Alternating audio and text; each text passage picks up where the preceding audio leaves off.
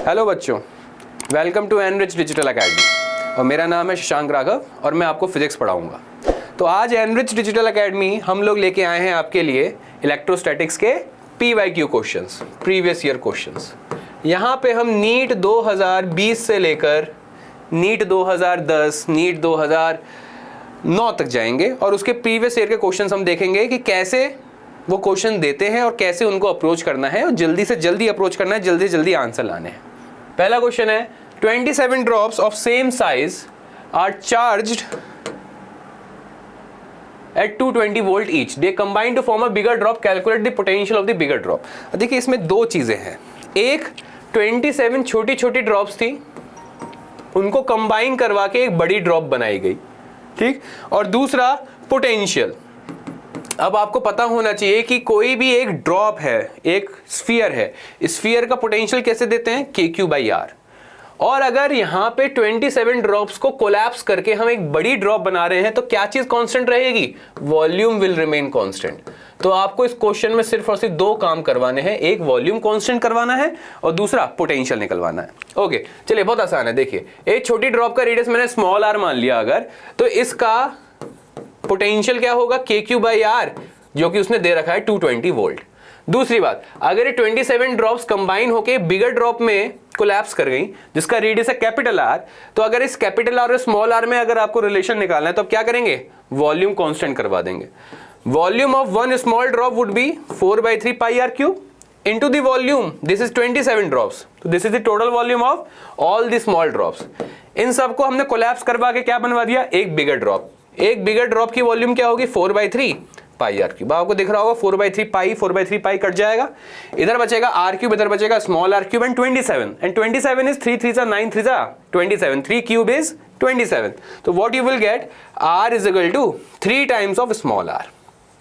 ये पहला रिलेशन आ गया आपके पास। दूसरा रिलेशन, मैंने कहा 27 बिगर ड्रॉप्स को अगर हम 27 स्मॉलर ड्रॉप्स को अगर हम लें और उनका पोटेंशियल, हर एक का पोटेंशियल कितना था, 220 वोल्ट, तो मैंने कहा टोटल चार्ज कितना था, टोटल चार्ज आपके पास टोटल चार्ज था, हर एक ड्रॉप पे चार्ज कितना है, 220 volt into R upon K। और ऐसी कितनी ड्रॉप्स हैं, 27 ड्रॉप्स हैं, तो this is the total charge on all the 27 drops. तो इन सबको मिला के अगर हम बड़ी ड्रॉप बनाएंगे तो उस बड़ी ड्रॉप का जो पोटेंशियल होगा वो हमसे पूछा, पोटेंशियल ऑफ बिगर ड्रॉप। तो कैसे निकालेंगे, KQ/R।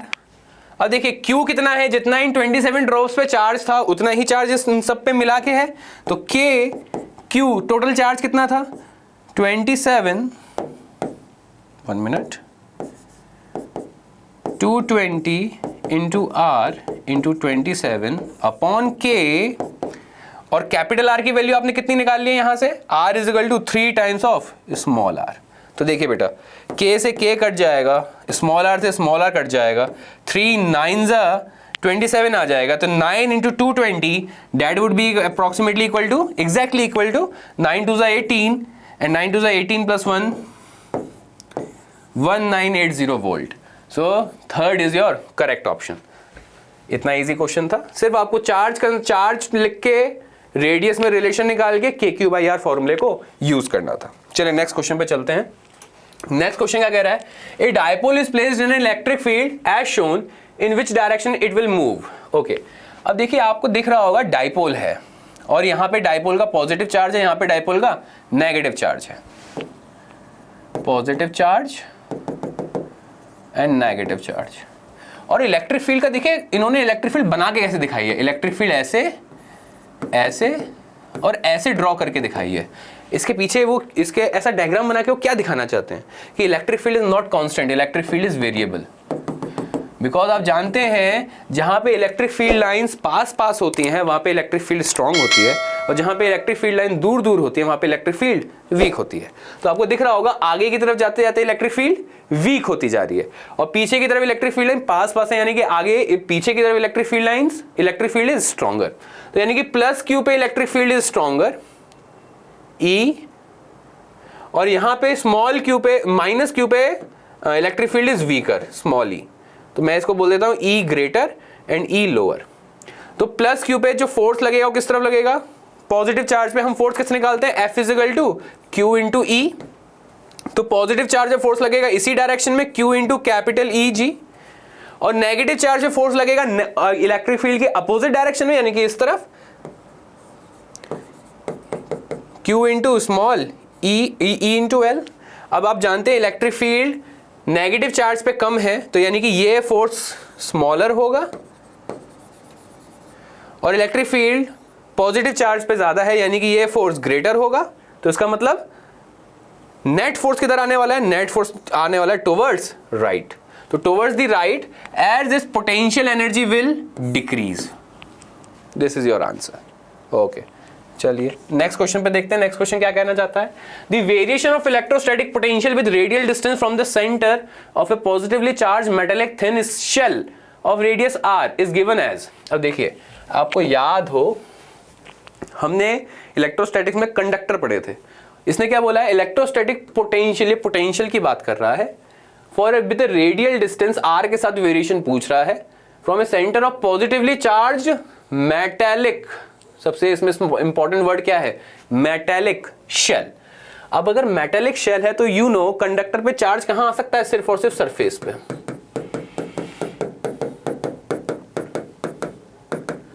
और अगर कंडक्टर पे चार्ज सिर्फ और सिर्फ सरफेस पे आ सकता है, यानी कि अंदर कोई चार्ज नहीं है, और अगर आप अंदर पोटेंशियल चार्ज देखेंगे तो चार्ज इनक्लोज्ड आएगा जीरो। अगर गॉस लॉ लगाएंगे तो गॉस लॉ विल से electric field inside will be zero.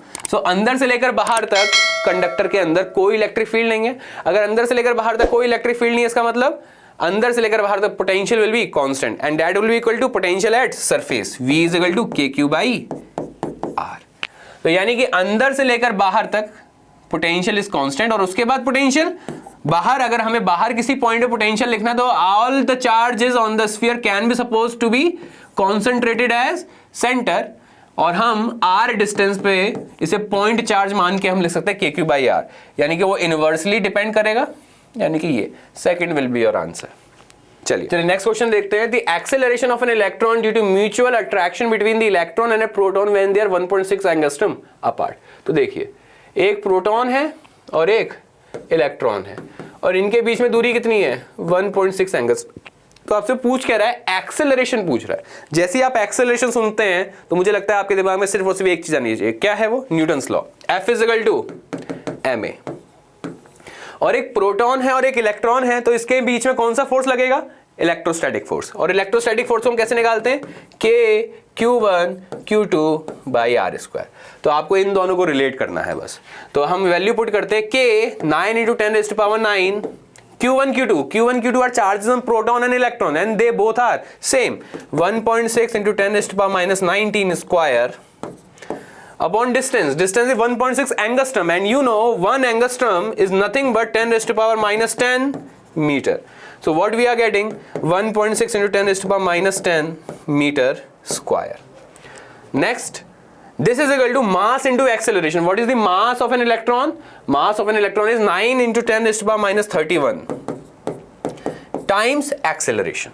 So आपको एक्सेलरेशन ही बताना है, तो आपको एक एक्सप्रेशन सॉल्व करना है। अब देखिए एक्सप्रेशन सॉल्व कैसे करेंगे आप, 1.6 का स्क्वायर 1.6 का स्क्वायर दोनों कट जाएंगे, ये बच जाएगा 10 की पावर -20, और ऊपर आएगा आपके पास 10 की पावर -19 स्क्वायर, 19 स्क्वायर इज -38, और यहाँ पे आपके पास 10 की पावर 9, तो देखिए क्या आ गया, 9 यहाँ पे बच गया, 10 की पावर +9 है आपके पास, यहाँ पे आ गया आपके पास -38, और नीचे है आपके पास -20 ऊपर जाएगा तो बन जाएगा प्लस का 20, और ये इक्वल टू है 9 इंटू 10⁻31 इंटू A।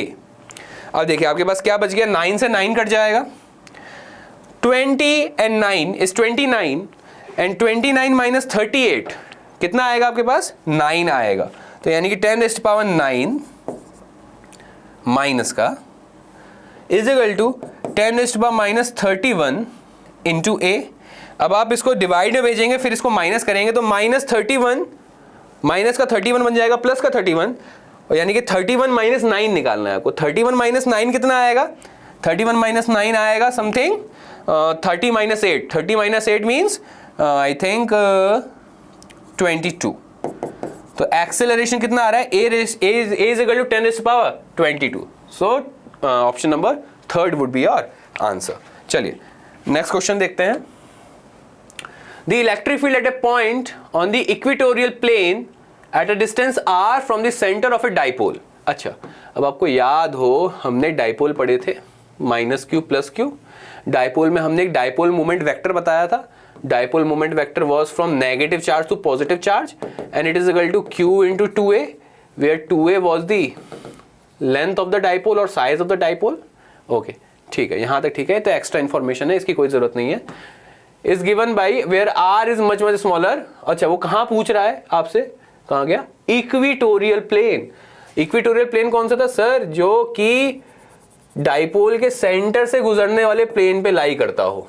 एक ऐसा प्लेन जो कि डाइपोल के सेंटर से गुजरे and it is perpendicular to the dipole, यानी कि कुछ ऐसा प्लेन जो कि डाइपोल अगर मेरा इस स्क्रीन पे रखा है तो इक्वेटोरियल प्लेन कैसा होगा, परपेंडिकुलर टू डाइपोल और इक्वेटर से पास करने वाला। ओके, तो आपको याद होगा कि इलेक्ट्रिक फील्ड हम डायरेक्टली याद करते थे।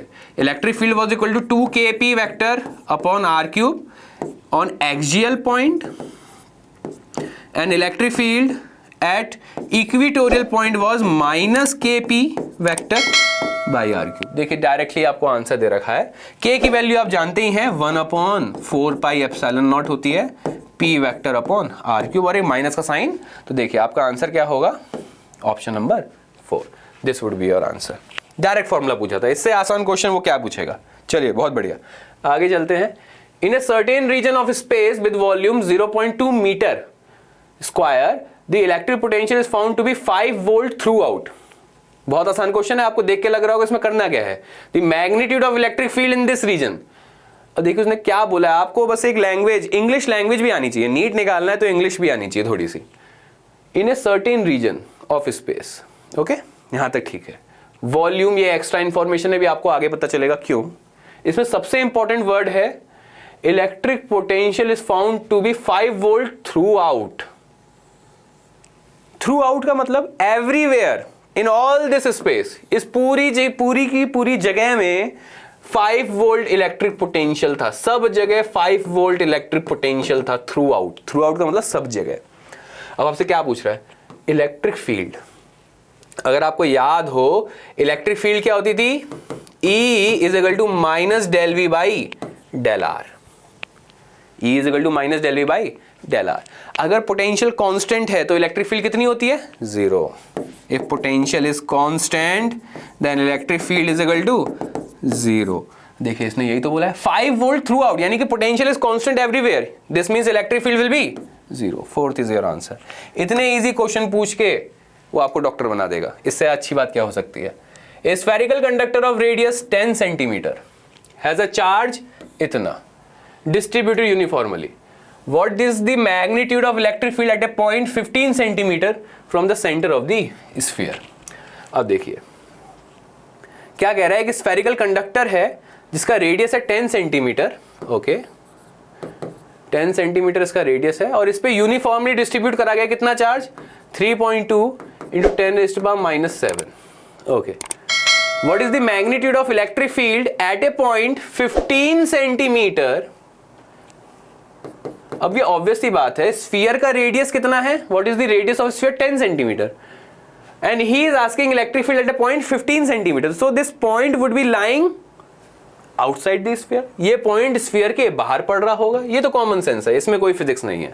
From the centre of the sphere 15 centimetre दूर आपसे वो क्या पूछ रहा है, इलेक्ट्रिक फील्ड। तो आपको याद होगा कंडक्टर पे चार्ज हो तो कंडक्टर पे चार्ज यूनिफॉर्मली ही डिस्ट्रीब्यूट होगा। चलिए बहुत बढ़िया। और अगर हमें किसी बाहर के पॉइंट पे इलेक्ट्रिक फील्ड निकालनी हो तो हम क्या मान सकते हैं कि सारा का सारा charge is concentrated one point. हम सारे के सारे चार्ज को एक पॉइंट पे मान सकते हैं और वो पॉइंट कौन सा होता है, स्फीयर का सेंटर।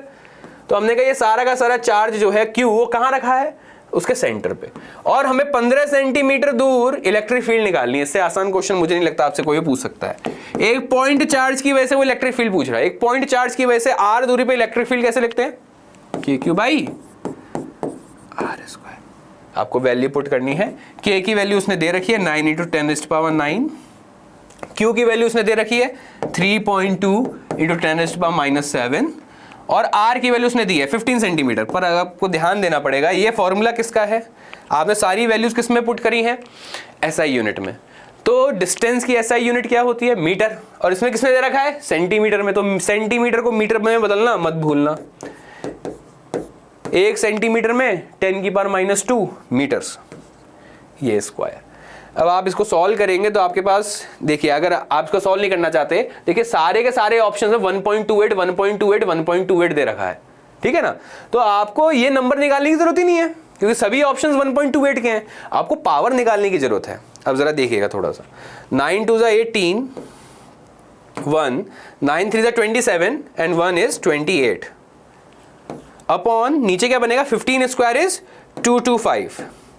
नीचे बन गया 10⁻⁻4, यहाँ पे है 10⁻9, यहाँ पे 10⁻7, 10⁻9 - 7, ओके। और ये है 10⁻⁻2 का स्क्वायर, 10⁻⁻2 का स्क्वायर बन जाएगा 10⁻⁻4, और -4 अगर ऊपर जाएगा वो बन जाएगा प्लस का 4। तो 9 and 4 is 13, 13 - 7 is कितना बचेगा? 7 6 10⁻6। और देखिए इस नंबर को आप देखिए, ये नंबर तो आपका ऐसा ही आएगा 128 अप्रोक्सीमेट आएगा, पर ये देखिए डिनोमिनेटर बड़ा है इसका 225 और इसका आपका न्यूमरेटर छोटा है, तो यानी कि पॉइंट का नंबर आएगा। और इसने क्या पॉइंट में दे रखे हैं? नहीं, इसने 1 पॉइंट दे रखा है। तो यानी कि आपको एक 10⁻6 का एक 10 यहां इस्तेमाल करना पड़ेगा। ये नंबर आपका ऐसा आएगा 0.128 × 10⁻6, और आपको एक 10 यहां इस्तेमाल करना पड़ेगा इसे 0.1 आगे करने के लिए। तो यहां पे कितनी बच जाएगी? 10⁵। तो बिना सॉल्व करे, वो ऐसा नहीं है आपसे गंदी गंदी कैलकुलेशन करवाना चाहता है, आपका थोड़ा बहुत कॉमन सेंस भी देखना चाहता है कि आप कितनी जल्दी क्वेश्चन को अचीव करते हैं। अगर आप डिवाइड करने पे जाएंगे तो आप 2-3 मिनट खा जाएंगे इस क्वेश्चन के। चलिए नेक्स्ट क्वेश्चन देखते हैं।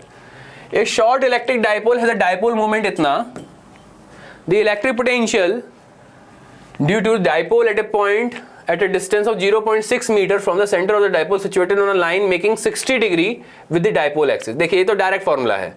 एक डाइपोल है जिसका डाइपोल मूवमेंट दे रखा है हमें p वेक्टर, कितना दे रखा है? 16 × 10⁻⁹ 9 और 19 9, okay. We have to calculate the potential, हमें पोटेंशियल बताना है किसी पॉइंट p पे पोटेंशियल कितना होगा, जो कि डाइपोल के सेंटर से कितनी दूरी पे है? डाइपोल के सेंटर से 0.6 मीटर दूरी पे है, और डाइपोल की एक्सिस से कितना है? 60 डिग्री का एंगल बना रहा है। तो potential at any point is given as kp cos theta by r square. Direct फॉर्मूले वाले बेस्ड क्वेश्चन पूछ रहा है बेटा, इससे आसान मुझे नहीं लगता कुछ आ सकता है। तो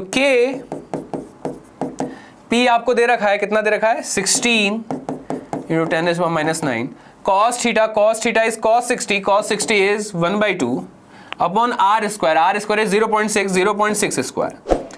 आपको उसको सॉल्व करना है, ठीक है ना। तो अब इसे सॉल्व मेरे ख्याल से आप कर सकते हैं, इतने बड़े तो आप हो गए हैं। तो 8 देखिए 10⁻⁹ और 10⁻+9 कट जाएगा, तो 9 × 8 बचेगा इधर, और नीचे का बच जाएगा 6 स्क्वायर इज 36, और एक पॉइंट है यानी कि 0 पॉइंट बन जाएगा, ये ऊपर चला जाएगा 100, ओके। अब अपने को इसे सॉल्व करना है, तो 4 9 = 36 and 4 2 = 8, 200 volt, first option, okay. तो कैलकुलेशन भी इतनी गंदी नहीं आती कि आप उसे सॉल्व करते करते आपके 2-3 पेज भर जाएं, आसान कैलकुलेशन ही आती है। चलिए नेक्स्ट क्वेश्चन देखते हैं। एक sphere encloses an electric dipole which charges this much, what is the total flux through the sphere. ये बहुत आसान क्वेश्चन है, इससे आसान क्वेश्चन मुझे नहीं लगता कुछ आ सकता है। एक स्फीयर है, उसके अंदर क्या है? एक इलेक्ट्रिक डाइपोल है। डाइपोल मतलब एक प्लस का चार्ज है और एक माइनस का चार्ज है, और आपसे वो क्या पूछ रहा है? What is the total electric flux. अगर आपको याद हो, हमने एक लॉ पढ़ा था, गॉस लॉ क्या कहता है? गॉस लॉ कहता है electric flux is equal to Q enclosed by epsilon naught. और एक Q इनक्लोज मतलब Q इन कितना है, अंदर कितना चार्ज रखा है, एक प्लस का Q एक माइनस का Q, तो Q इन कितना हो जाएगा? 0। फ्लक्स कितना हो जाएगा? 0। Answer is 0। 1 मिनट के क्वेश्चन नहीं है आपके सामने, ऐसे नहीं इजी क्वेश्चन पूछ रहा है वो। 2 metal sphere, one of radius r and other of radius 2r respectively have the same surface charge density sigma. They are brought in contact and separated. What will be the new surface charge density? ये भी बहुत आसान है। एक है r radius का और दूसरा है 2r रेडियस का, और दोनों पे सेम क्या है? They have the same surface charge density sigma. तो अगर मैं आपसे पूछूं कि इस पे चार्ज कितना होगा, तो आप निकाल सकते हैं। Surface charge density is charge per unit area, तो charge will be charge into area, तो sigma into 4 pi R square. वैसे इस पे चार्ज Q2 तो वो कितना होगा Q इंटू 4 पाई, इसका रेडियस कितना है 2r, सो 2r स्क्वायर। ओके चलिए, अब उसके बाद इसने क्या कहा, इन दोनों को कांटेक्ट में ले आया।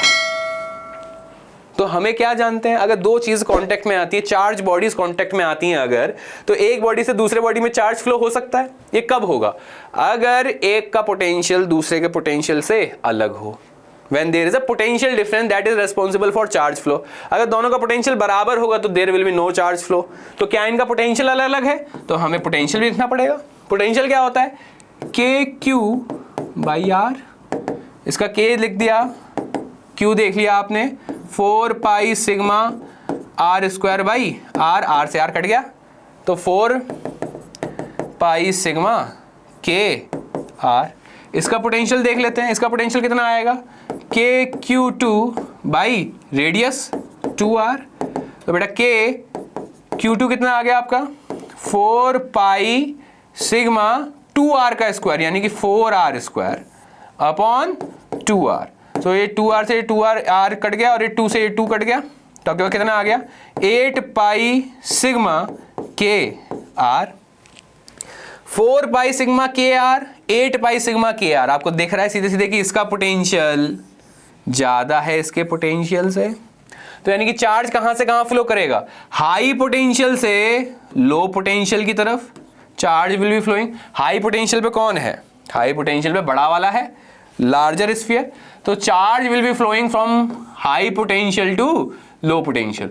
अब आप जानते हैं कैसे करते हैं, हम Q मान लेते हैं, a small charge Q has flown, तो मैंने कहा Q चार्ज अगर फ्लो कर गया तो इस पे अब कितना चार्ज आ गया, छोटे वाले पे, अब छोटे वाले पे चार्ज आ गया होगा Q1 डैश, पुराना चार्ज 4 पाई R square sigma plus small q, Q2 dash 4 पाई, कितना चार्ज था इस पे 4 pi sigma, 1 minute, 4 pi sigma 2R का स्क्वायर यानी कि 4R स्क्वायर माइनस Q, इसमें से Q चार्ज अगर चला जाएगा तो इसमें से Q चार्ज माइनस हो गया। और एक चार्ज कब तक फ्लो करेगा, जब तक दोनों का पोटेंशियल बराबर ना हो जाए। दोनों का पोटेंशियल बराबर करवा दीजिए, तो यानी कि K Q1 dash upon R is equal to K Q2 dash upon 2R, R से R, K से K कट गया, तो इस 2 को इधर भेज दीजिए, तो 2 टाइम्स ऑफ दिस करिए, तो 4 2 जा 8 pi R square sigma plus 2Q is equal to, इसका 1 टाइम ही आएगा, 4 4 जा 16 pi sigma R square minus Q। चलिए अब इस माइनस Q को उधर भेज दी तो आपके पास क्या आ जाएगा, स्मॉल q की वैल्यू आ जाएगी, स्मॉल q कितना आ जाएगा, ये 2Q उधर जाए, माइनस Q उधर जाएगा तो बन जाएगा plus Q, sorry minus Q उधर जाएगा तो बन जाएगा plus Q, 2Q plus Q 3Q, और ये 8 उधर जाएगा तो माइनस हो जाएगा, 16 minus 8 pi sigma R square. So Q की वैल्यू क्या आ गई 8 upon 3 pi sigma R square. आपसे पूछ कह रहा है what will be the new surface charge densities on them, तो यानी कि सरफेस चार्ज डेंसिटी निकालनी है, सिग्मा डैश निकाल देते हैं हम, सिग्मा 1 डैश निकालते हैं। सिग्मा 1 डैश क्या होगा, नया charge Q1 dash upon radius, sorry area 4 पाई R स्क्वायर। चलिए Q1 डैश की वैल्यू रखते हैं, अब Q1 डैश की वैल्यू क्या है 4 पाई R square plus sigma, okay, plus small q, sorry 4 पाई R square sigma plus small q की वैल्यू कितनी निकाल ली आपने 8/3 पाई सिग्मा R स्क्वायर अपॉन में 4 पाई R स्क्वायर। अब देखिए थोड़ा हौच पौच हो रहा है, बड़ा सा बन रहा है एक्सप्रेशन, पर जल्दी सॉल्व हो जाएगा। 4 पाई 4 और ये 2 कट गया, ओके। अपने पास क्या बचा सिग्मा R स्क्वायर, यहां पे बचा 2 sigma R square, 2 sigma R, और ये 3, तो ये 3 इधर जाएगा, तो 3 1 जा 3, 3 plus 2 5 sigma R square by 3, और नीचे क्या बचा आपका, नीचे बचा आपके पास R स्क्वायर से R स्क्वायर कट गया 5 सिग्मा बाई 3, तो sigma 1 should be equal to 5 sigma by 3। देखिए एक ही ऑप्शन है, दूसरा आपको निकालने की कोई जरूरत ही नहीं है। तो your correct answer would be 4. Sigma 1 is equal to 5/3 sigma and sigma 2 will be equal to 5/6 sigma. चलिए अगला क्वेश्चन देखते हैं. अगले क्वेश्चन में क्या कह रहा है? 2 parallel infinite line charges with linear charge densities sigma and minus sigma are placed at a distance of 2r. इन दोनों को 2r डिस्टेंस पे रख दिया. What is the electric field midway? अरे तो डायरेक्ट फॉर्मूला है यार, मैं क्या बताऊं, मेरे बताने का मन नहीं कर रहा है इसको. अगर ये दूरी r है, ये दूरी r है, ठीक. आप जानते हैं इनफाइनाइट वायर की वजह से इलेक्ट्रिक फील्ड कैसे लिखते हैं? λ/2πε0r. ये तो एनसीईआरटी का क्वेश्चन है, ठीक. तो प्लस सिग्मा, एक पे है प्लस सिग्मा, दूसरे पे है माइनस सिग्मा. प्लस चार्ज में से इलेक्ट्रिक फील्ड बाहर निकलती है, इसकी वजह से इलेक्ट्रिक फील्ड इधर होगी. माइनस चार्ज में इलेक्ट्रिक फील्ड अंदर जाती है, इसमें इलेक्ट्रिक फील्ड इधर होगी. दोनों की इलेक्ट्रिक फील्ड कैसी आएगी? सेम डायरेक्शन में, तो दोनों जुड़ जाएंगी. तो नेट इलेक्ट्रिक फील्ड कितनी आएगी? 2 times of this. 2 time multiply करेंगे तो क्या बन जाएगा? 2 कट जाएगा अपने नीचे से. दिख रहा है? इससे आसान क्वेश्चन मुझे नहीं पता क्या आएगा बेटा. चलिए नेक्स्ट क्वेश्चन देखते हैं.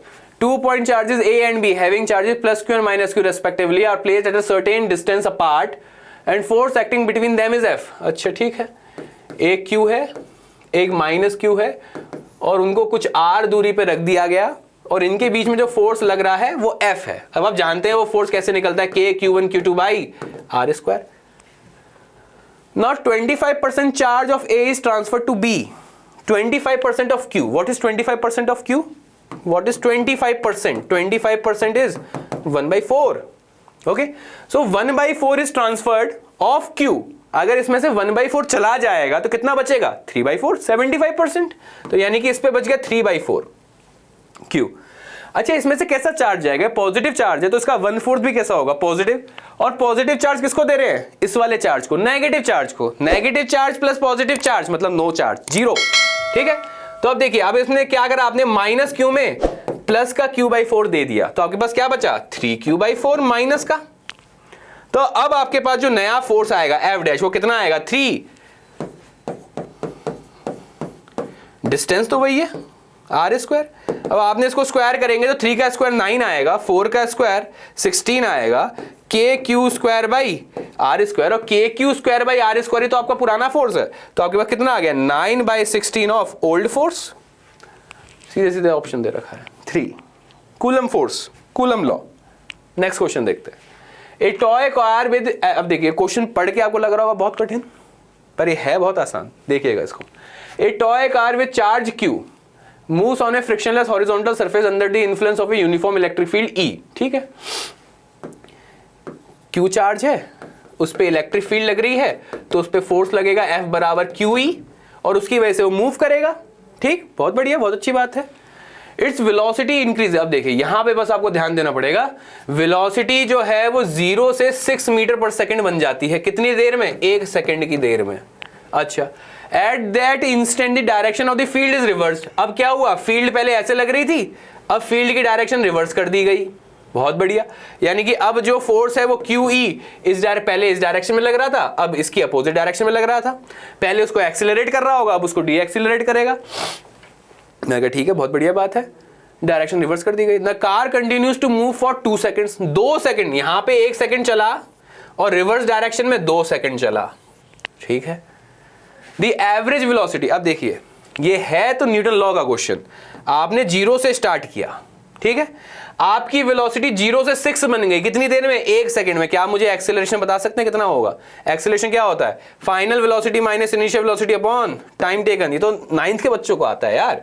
6 - 0 अपॉन 1 सेकेंड, यानी कि 6 मीटर पर second square is your acceleration. तो 1 सेकेंड आप 6 मीटर पर सेकेंड स्क्वायर के एक्सेलरेशन से चलते हो तो आपकी वेलोसिटी 1 सेकेंड बाद कितनी बन जाती है? 6 मीटर पर सेकेंड. अब अगर इस इलेक्ट्रिक फील्ड को रिवर्स कर देंगे तो यानी कि अब क्या होगा? D acceleration. पहले एक्सेलरेशन इसी डायरेक्शन में लग रहा था उतना ही, अब यहां से क्या हो गया? डी एक्सेलरेशन होने लगा, क्योंकि एक्सेलरेशन अपोजिट डायरेक्शन में लगने लगा. ठीक, कितनी देर लगा? 2 सेकेंड. अच्छा मुझे बताओ, एक एक्सेलरेशन 6 मीटर पर सेकेंड स्क्वायर लगने पे 1 सेकंड में 6 मीटर पर सेकंड बन जाती है, तो 1 सेकंड डी एक्सेलरेशन लगने से क्या होगा? उसकी वेलोसिटी सर घट जाएगी.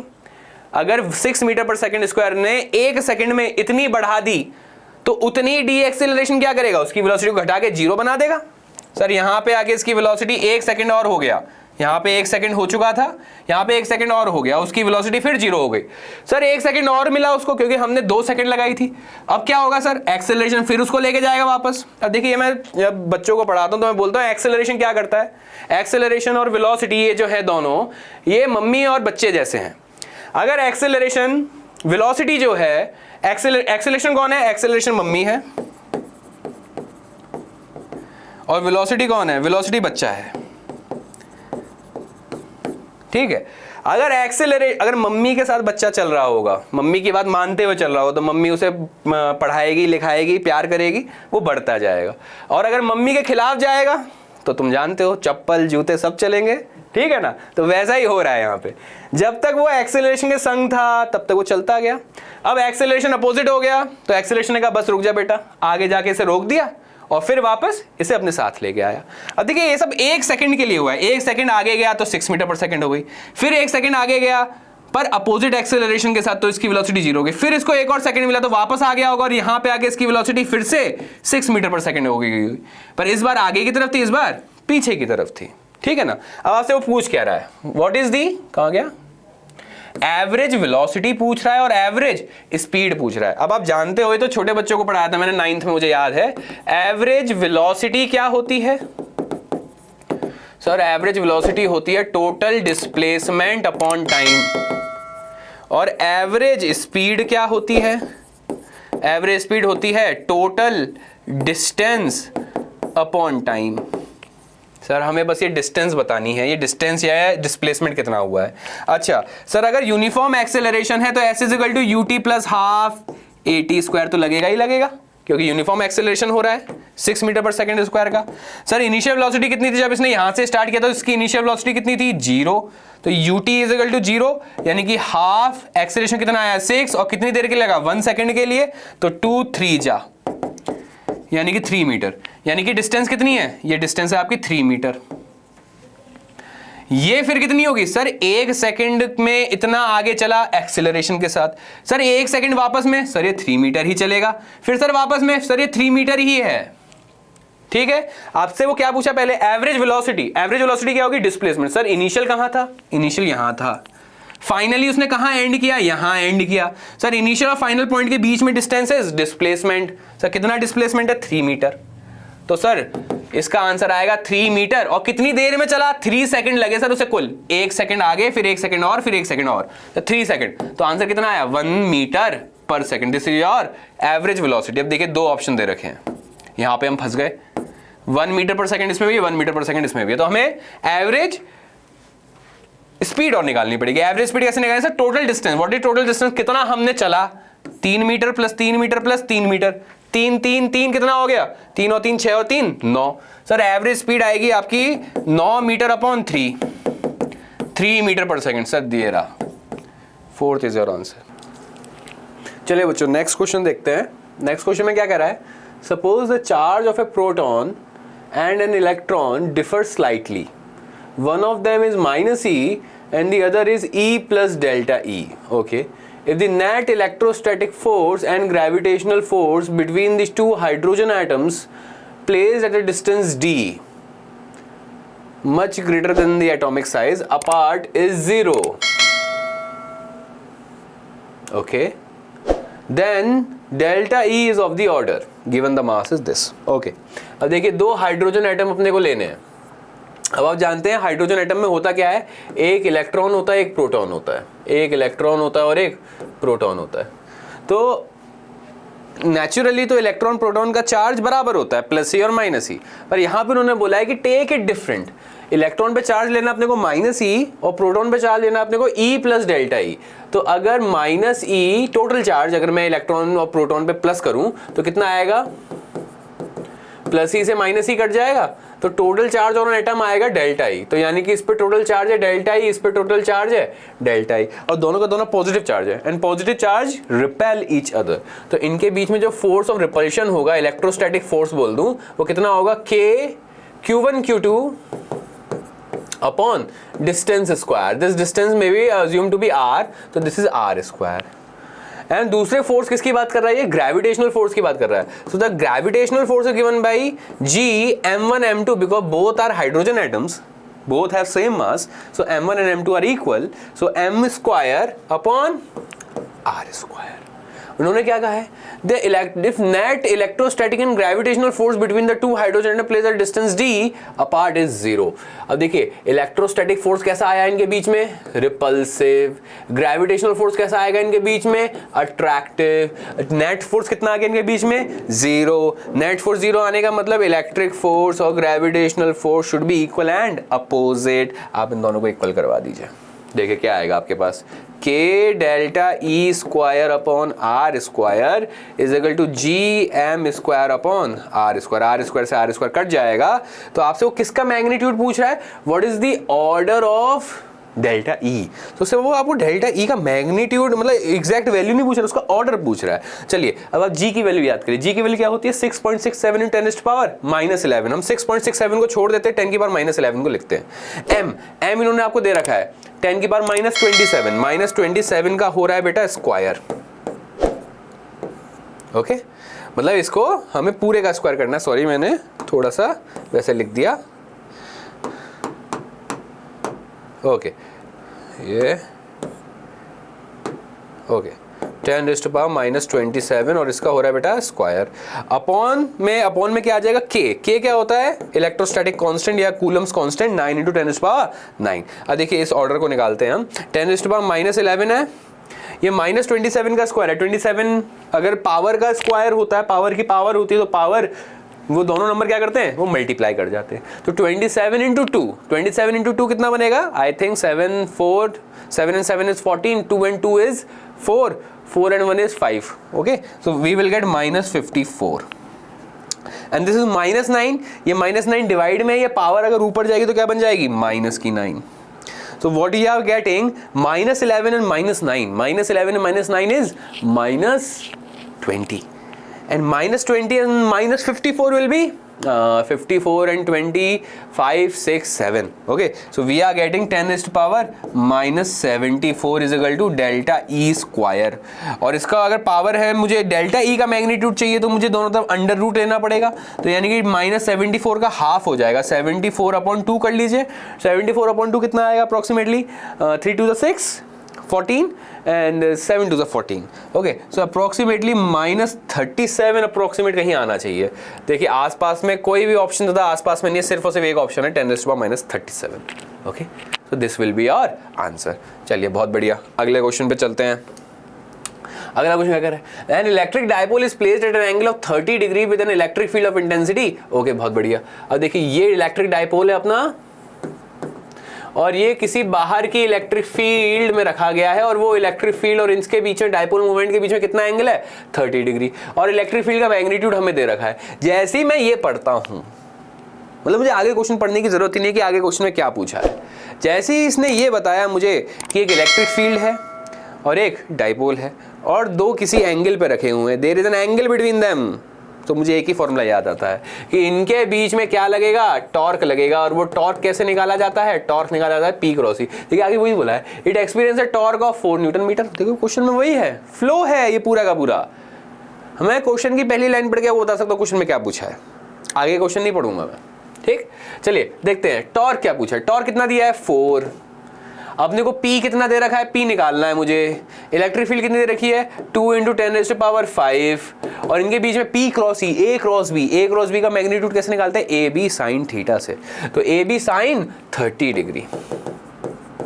अब सब जानते होंगे sin 30 डिग्री कितना होता है, 1/2. तो बेटा ये 1/2 बन जाएगा, ये 2 × 10 to the power 5 बनेगा, ये P रह जाएगा और ये 4 आ जाएगा. ये 2 से 2 कट जाएगा, यानी कि P की वैल्यू कितनी आ जाएगी, 4 × 10 अपॉन मतलब 10 की पावर 5 डिवाइड हो जाएगा, तो 10 की पावर -5 बन जाएगा. अच्छा, P क्या होता है, what is P, dipole moment vector. What is dipole moment vector, P is Q × charge on the dipole into size of the dipole. Okay, तो उसने क्या बोला है, उसने हमसे कह रहा है कि डायपोल कितने का है, 2 सेंटीमीटर का, ये डायपोल का साइज है. ठीक है, हमसे चार्ज पूछा है, तो Q × dipole size is 2 centimetre, 10 to the power -2. हमें ये Q ही निकालना है बेटा. तो ये 2 2s 4 बन जाएगा, और ये 10 की पावर -2 नीचे आ जाएगा डिवाइड में, और डिवाइड में आने के बाद क्या करेंगे, जब हम उसे ऊपर ले जाएंगे तो उसका साइन बदल देंगे, तो -2 बन जाएगा +2, 10 की पावर -5 है और 10 की पावर +2 है, -5 + 2 कितना बन जाएगा, 10 की पावर -3। तो Q is 2 × 10⁻³ coulomb. What is 10⁻3? 10⁻3 means milli. This is also 2 milli coulomb. Okay, तो ऐसा कोई ऑप्शन है क्या? हाँ है ना, 2 raised to milli coulomb. चलिए, बहुत आसान क्वेश्चन था, बढ़िया लगा होगा। चलिए आगे देखते हैं। When an alpha particle of mass m moving with velocity v bombards on a heavy nucleus Ze, its distance of closest approach from the nucleus. चलिए, ये थोड़ा अच्छा क्वेश्चन है, देखते हैं क्या कह रहा है। अल्फा पार्टिकल है जिसका मास m है और उसकी वेलोसिटी v है। अगर हम उसे एक बाहरी न्यूक्लियस के ऊपर गिराएं जिसपे चार्ज Ze है, तो इसकी डिस्टेंस ऑफ क्लोजेस्ट, अब देखिए पॉजिटिव चार्ज है, इस पे क्या है, पॉजिटिव चार्ज, न्यूक्लियस पे चार्ज बहुत पॉजिटिव है, तो न्यूक्लियस के पास आएगा। पर जो एटम है उस पे भी चार्ज कैसा, हाइड्रोजन एटम, उस पे भी न्यूक्लियस है, उस पे भी पॉजिटिव चार्ज है। न्यूक्लियस पे पॉजिटिव चार्ज, दूसरे न्यूक्लियस पॉजिटिव चार्ज को रिपेल करेगा, तो वो उसको अपने पास नहीं आने देगा। वैसा नहीं कि उसमें घुस जाएगा, वो क्या करेगा, एक क्लोजेस्ट डिस्टेंस पे आके रुक जाएगा और फिर वापस रिपेल हो जाएगा। ऐसा ही एक्सपेरिमेंट आपने पढ़ा था, क्या था वो, Rutherford experiment, Rutherford gold foil experiment. तो हमने कहा ये क्लोजेस्ट डिस्टेंस ऑफ अप्रोच, ये जो d है, ये d से दिखाना चाहता है ना, हाँ, क्लोजेस्ट डिस्टेंस ऑफ अप्रोच हमने d मान ली, ये किसके प्रोपोर्शनल होगा। मैंने कहा बहुत आसान है सर, यहाँ से जब मैंने मान लिया कि पहले इनफाइनाइट दूरी पे था और इसके पास v वेलोसिटी थी, तो इसके पास एनर्जी थी 12 mv², बिकॉज वी नो चाहे कुछ हो या ना हो, चाहे कंजर्वेशन ऑफ मोमेंटम लगे या ना लगे, चाहे कंजर्वेशन ऑफ एंगुलर मोमेंटम लगे या ना लगे, चाहे कंजर्वेशन, हम किसी भी चीज़ का कंजर्वेशन लगा पाएँ या नहीं लगा पाएँ, हम क्या जानते हैं, we can always conserve energy. बस हमें सारी की सारी फॉर्म में एनर्जी लिखनी पड़ेगी, जितनी फॉर्म की एनर्जी पॉसिबल है। Total energy before and total energy after will always remain conserve. बस हमें ये चीज़ का ध्यान देना है कि सभी तरीके की एनर्जी लिखी गई हों, energy produced in every form should be written, ठीक है। अब यहाँ पे देखिए, यहाँ पे जब ये इनफाइनाइट दूरी पे था तो उसके पास सिर्फ और सिर्फ काइनेटिक एनर्जी थी, यहाँ पे आके इसकी वेलोसिटी 0 हो गई। अब जो इनके बीच में एनर्जी है वो क्या है, किस फॉर्म में है, पोटेंशियल एनर्जी के रूप में है। What is potential energy between charges, K Q1 Q2 upon R²। Very good, K Q1। इस पे मान लीजिए अल्फा पार्टिकल पे वैसे आप जानते हैं 2e चार्ज होता है, पर मैंने मतलब चलिए उसने बोला है अल्फा पार्टिकल 2e चार्ज मान लिया। ओके, नेक्स्ट क्या है अपने पास, upon K Q1 Q2 by R। अब हमसे वो क्या पूछ रहा है, closest distance of approach from the nucleus depends on m से पूछ रहा है, हमसे रिलेशन नहीं पूछ रहा, m का प्रोपोर्शनैलिटी पूछ रहा है। तो d का वो इधर भेज दिया और बाकी सबको इधर भेज दिया, तो 2 इधर चला जाएगा, K into Ze into 4e upon d इधर चला गया, m नीचे आ गया और v² नीचे आ गया। तो हमें क्या दिख रहा है, d is inversely proportional to m। Second is your answer. बताइए बेटा, बहुत अच्छा क्वेश्चन था, बहुत इजी क्वेश्चन था, मुझे तो अच्छा लगा ऐसा करके। आगे देखते हैं। 2 identical charge sphere suspended from a common point by 2 massless strings of length l। Okay, एक मास दूसरा मास, इस पे आइडेंटिकल चार्जेस और इन दोनों को लटकाया गया सेम लेंथ से और इनके बीच में दूरी d। ये भी एंगल थीटा, ये भी एंगल थीटा, बिकॉज ये एक दूसरे को सेम फोर्स से रिपेल करेंगे, इनका मास भी सेम है mg, तो ये एंगल भी सेम बनेगा, इनमें टेंशन भी वही T और वही T आएगा, तो इनमें एंगल भी सेम बनेगा, यानी कि ये डिस्टेंस हो जाएगी आपकी d/2, ये भी डिस्टेंस हो जाएगी आपकी d/2। चलिए आगे चलते हैं। The charges begin to leak, अब उनमें से चार्जेस लीक होने लगे, ठीक है, बहुत बढ़िया, कोई दिक्कत नहीं है मुझे। At a constant rate, charges begin to leak from both the spheres at a constant rate, चलो ठीक है, बहुत बढ़िया। As a result the spheres approach each other with a velocity v। Sphere एक दूसरे को अप्रोच करते विद वेलोसिटी v। अब देखिए, अभी ये स्टेबल थे, अभी इन पे q चार्ज था और ये एक दूसरे को रिपेल कर रहे थे, ठीक, और ये यहाँ पे रुके हुए थे एक दूसरे से इतनी दूरी पे जाके रुके हुए थे। अब अगर इनमें से चार्ज लीक होने लगे मतलब इनका चार्ज कम होने लगे, तो यानी कि अब इन पे नया चार्ज आ जाएगा, कुछ Q डैश, और ये जो Q डैश होगा ये Q से छोटा होगा क्योंकि चार्ज कम होता जा रहा है उनमें से। अब जब इनके बीच में चार्ज कम हो गया तो इनका रिपल्सिव फोर्स भी तो कम हो जाएगा। अब ये पहले जितने रिपल्सिव फोर्स के बराबर रिपेल नहीं कर रहे, अभी कम रिपल्सिव फोर्स से रिपेल कर रहे हैं, तो इसका मतलब क्या होगा, ये एक दूसरे के पास जाएंगे, उतना फोर्स रहा ही नहीं जब, तो एक दूसरे के पास जाएंगे, तो ये एक दूसरे की तरफ मूव करने लगे v वेलोसिटी से, और हमें वो v वेलोसिटी की प्रोपोर्शनैलिटी ही बतानी है डिस्टेंस के साथ, x के साथ, वो कैसे है। चलिए मान लीजिए किसी टाइम t पे उन पे चार्ज आ गया q डैश, और ये एक दूसरे से x दूरी पे थे, एक दूसरे से ये x दूरी पे थे। मैंने कहा इस समय पे इनके बीच में जो इलेक्ट्रोस्टैटिक फोर्स होगा वो कैसे लिखा जाएगा, k q1 q2 अपॉन distance square x square. This is the only force. अब यही जो फोर्स है, यही force is responsible for the acceleration produced. So this force acceleration produced, this will be given bye ma is equal to k q dash square upon x square. Okay, what is a? This m can be written here downwards. So a is equal to k q dash square upon m x square. What we can write about a? मैं यहाँ पे continue कर रहा हूँ इस question को।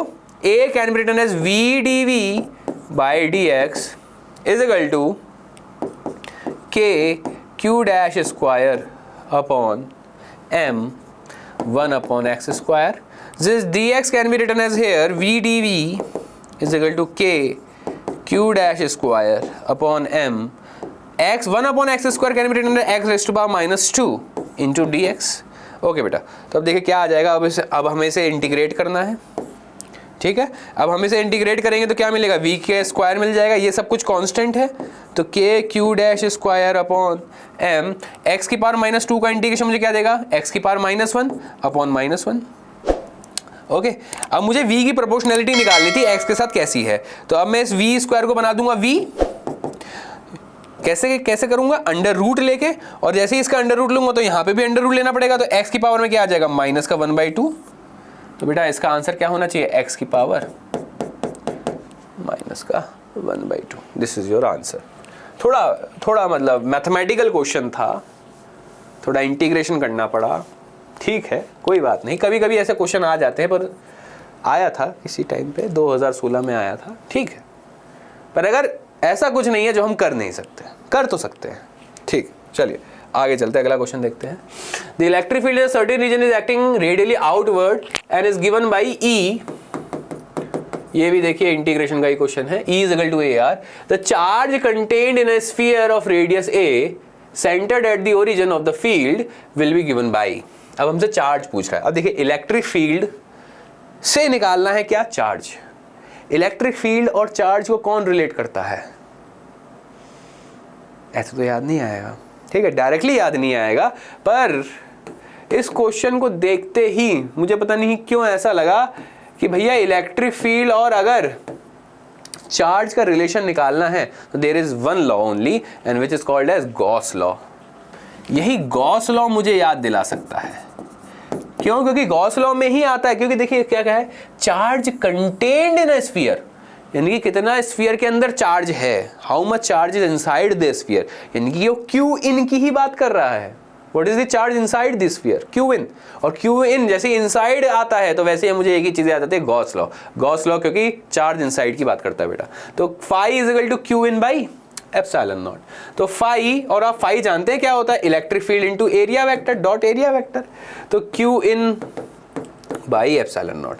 तो हमें क्यू इन ही निकालना था बेटा, तो हमने क्यू इन के लिए क्या कर दिया, E A into epsilon naught. Electric field कैसे दिए बेटा, ए, एरिया कैसा हो जाएगा, spherical area 4 pi R square into epsilon naught. तो अपने पास क्या आ जाएगा, 4 pi A R cube epsilon naught.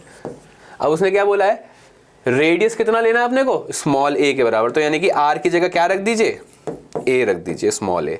तो आपके पास क्या आ जाएगा, 4 pi capital A small A cube into epsilon not. This is your answer, ठीक है। चलिए बहुत बढ़िया, अगला क्वेश्चन देखते हैं। अगले क्वेश्चन में क्या कह रहा है, in the region the potential is represented like this, ऐसे दिया गया है पोटेंशियल। ये देखिए ये भी थोड़ा मतलब मैथमेटिकल क्वेश्चन है, अभी तक जितने भी लास्ट में जो क्वेश्चन आए हैं वो मैथमेटिकल थे, ठीक है। पर ऐसी कोई बात नहीं थी कि जो हमसे गलत चीज उसने पूछ ली हो, कि या तो हम लोगों ने आपको पढ़ाई ना हो, या फिर आपने कभी देखी ना हो, या फिर आपको कभी पता ना चली हो। ऐसी कोई बात नहीं थी। मैथमेटिकल थे पर इतने इम्पॉसिबल नहीं थे कि हमने कभी करे ही ना हो या फिर हमने कभी करते हुए देखे ना हो। देखे रखे हैं, मैथमेटिकल है बस, और कोई दिक्कत वाली बात नहीं है। अच्छा, हमसे वो क्या पूछ रहा है? हमको पोटेंशियल दे दिया उसने, पोटेंशियल दे दिया है और एक्स वाई जेड हम जानते हैं क्या है, और हमसे वो पूछ रहा है कि बताइए इलेक्ट्रिक फोर्स कितना होगा on A charge of this on this point. मैंने कहा सर कोई बड़ी बात नहीं है, अगर मुझे फोर्स निकालना है तो मुझे इलेक्ट्रिक फील्ड चाहिए होगी, क्योंकि चार्ज उसने दे रखा है। तो अगर मुझे इलेक्ट्रिक फील्ड मिल जाए तो मेरे पास फोर्स आ जाएगा।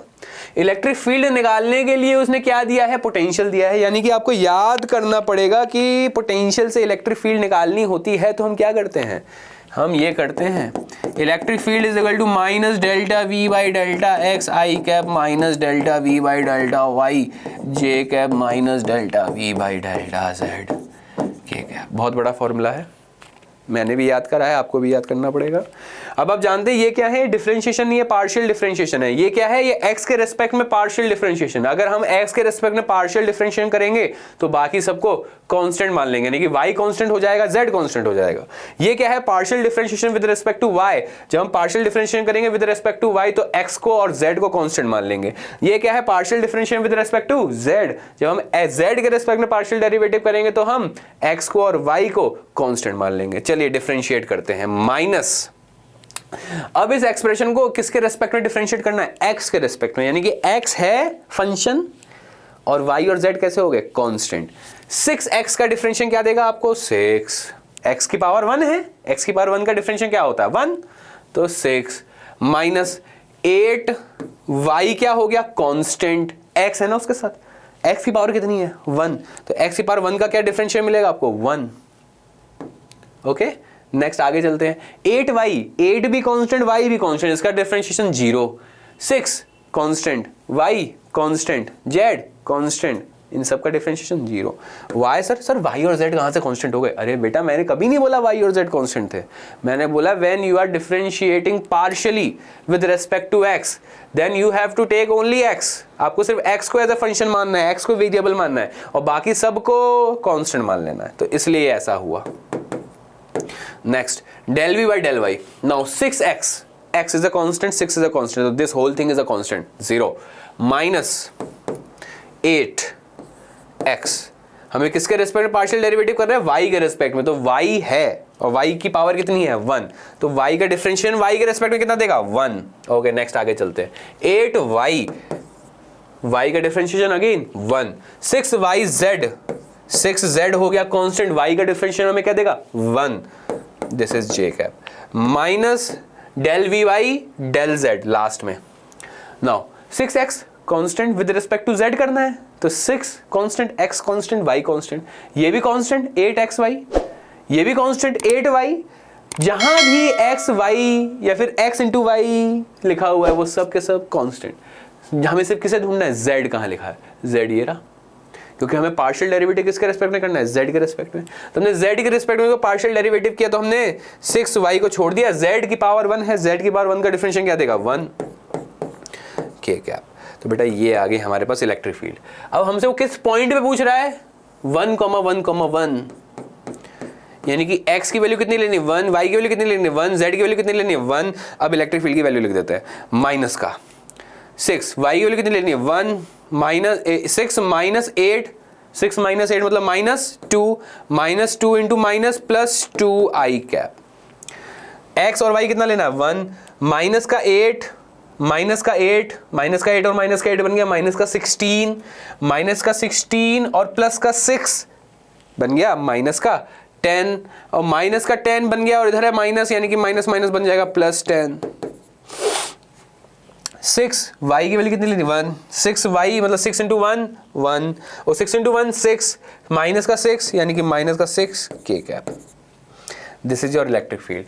तो फोर्स क्या आएगा आपके सामने? फोर्स के लिए क्या करेंगे? 4 से मल्टीप्लाई कर देंगे, तो 4i cap 20 j cap and minus 12 के cap, this is your force vector. पर आपसे वो फोर्स वेक्टर नहीं पूछ रहा है, वो आपसे क्या पूछ रहा है, फोर्स वेक्टर का मैग्नीट्यूड। मैग्नीट्यूड कैसे निकालते हैं, under root x square plus y square plus z square. तो बेटा 4 का स्क्वायर प्लस 20 का स्क्वायर प्लस 12 का स्क्वायर बेटा, तो क्या आ जाएगा, 4 का स्क्वायर बेटा 16 होता है, 20 का स्क्वायर 400 होता है और 12 का स्क्वायर 144 होता है। अब इसे ऐड करिए, 6 और 4 होता है बेटा 10, 4 0 और 4, 4 और 1 5 और 1 6 और 4 और 1 5, अंडर रूट में 560 आ गया बेटा। तो 560 को अंडर रूट लेना है बेटा। अगर आप 560 को देखेंगे तो आप क्या कर सकते हैं, आप इसे ब्रेक कर सकते हैं। आपका बनेगा 4 इंटू 4 इंटू 35। अब करके देख सकते हैं, मैंने कर लिया है, पहले से दिमाग में कैलकुलेट कर लिया, ऐसे मैं जल्दी से लिख दिया, स्टाइल है मेरी। तो 4 इंटू 4 करेंगे, आपको क्या मिलेगा 16, 16 इंटू 35 करिए, 16 5 ज़ा 80, 8 ऊपर चला जाएगा, ठीक। 16 3 ज़ा 48, 48 एंड 8 56, 560 मिल गया आपको, ठीक है बेटा। तो अब देखिए अंडर रूट लेना तो आप जानते हैं, बचपन से जानते हैं, 2 बार 4 आ रहा है यानी कि 4 अंदर बाहर आ जाएगा और अंडर रूट में क्या रह जाएगा 35, 35 इज 7 इंटू 5, प्राइम नंबर्स हैं, उनका कोई रूट नहीं होने वाला, तो 4 under root 35, this is your answer. Okay बेटा, चलिए आगे देखते हैं, आगे क्या है। अरे ये तो खत्म हो गया, सारे क्वेश्चन कर लिए हमने, तो बहुत जल्दी हो गए।